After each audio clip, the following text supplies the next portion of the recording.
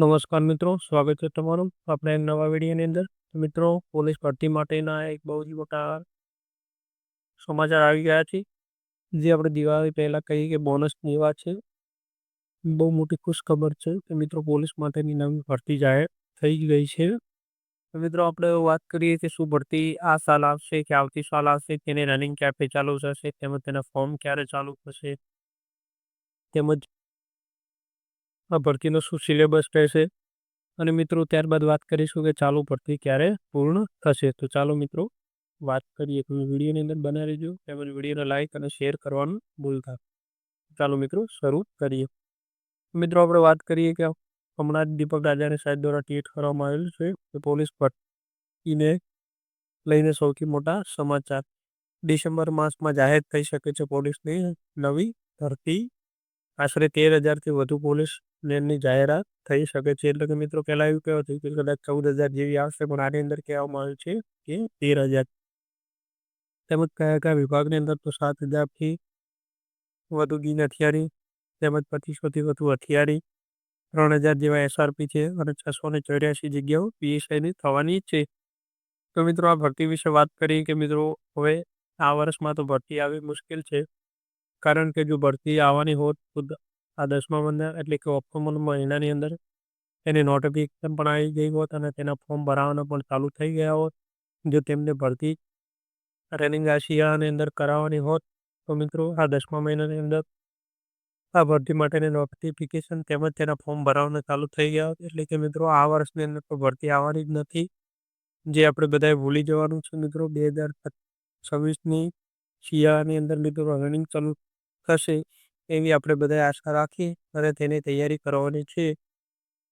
એટલે કે લગભગ મિત્રો આ વર્ષમાં તો આવવાની ભરતીની નક્કી છે નહીં.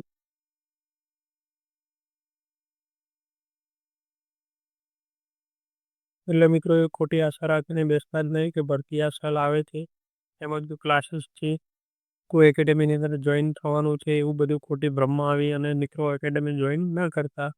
99% મિત્રો આ સાલ ભરતી આવવા નથી. ભરતી હવે આવતા શિયાળાને રનિંગ ચાલુ થશે નવેમ્બર ડિસેમ્બરની અંદર, જાન્યુઆરી સુધીમાં. તેમજ મિત્રો તેની લેખિત પરીક્ષા છે જે એપ્રિલ મેની અંદર આવી શકે છે. મિત્રો એવી પૂરેપૂરી શક્યતાઓ છે. એટલે કે હજી મિત્રો વિચાર કરીએ તો કે 1-1.5 વર્ષ જેટલો ટાઈમ છે આપણી પાસે. એટલા માટે મિત્રો ખોટી ઉતાવળ કરીને કોઈ ક્લાસીસ વાળા છે જેમના ભ્રમમાં આવીને મિત્રો તૈયારીમાં પોતાની રીતે તૈયારી કરજો. જેવા ક્લાસીસ બીજા કરવા હોય તો હજી મિત્રો ભરતીની વાર છે. એટલા માટે તમારે હાલથી કંઈ કરવાની જરૂર નથી. તમે મિત્રો ઘરે બેસીને પણ વાંચી શકો છો, તેમજ લાઇબ્રેરીમાં જઈને પણ વાંચી શકો છો. એવું મનમાંથી ભ્રમ કાઢી રાખજો કે મિત્રો ભરતી આવે છે. જે ક્લાસીસ વાળાના ગોટાળે ચડી દે કંઈ કરતા નહીં મિત્રો. કારણ કે આ શિયાળાની અંદર તો આવી હોત તો મિત્રો તેના ફોર્મ ભરાવાનું તેમજ નોટિફિકેશન આવી ગઈ હોત. અને મિત્રો વાત કરીએ કે જે આ ચાલુ ભરતી 12,000ની છે તે મિત્રો તેનો તબક્કાની અંદર કામ ચાલુ છે. એટલે કે લગભગ દિવાળી પહેલાં તેની ખુશખબર આવી શકે છે. ત્યારબાદ PSIનું પણ મિત્રો ટૂંક સમયમાં જાહેર થાય એ બધી વાતો ચાલી રહી છે. તો મિત્રો એક વાત તો ફિક્સ જ છે કે આ ભરતી જ્યાં સુધી પૂરી નહીં થાય ત્યાં સુધી નવી ભરતી નહીં થાય. એટલે કે આ ભરતી જેટલી મોડી થશે એટલું જ આગળની ભરતી આવવામાં પણ વાર થશે.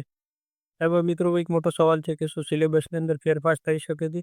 તો મિત્રો એ આપણે આગળ જોઈએ કે શું ભરતી બોર્ડ શું નિર્ણય લે છે. હાલથી કંઈ કહી શકાય નહીં કે આ 40%નો ક્રાઇટેરિયા રાખશે કે નહીં રાખે, તેમજ નવો સિલેબસ શું હશે કે શું નહીં હોય, જે તેના નોટિફિકેશન ઉપરથી જ ખબર પડે.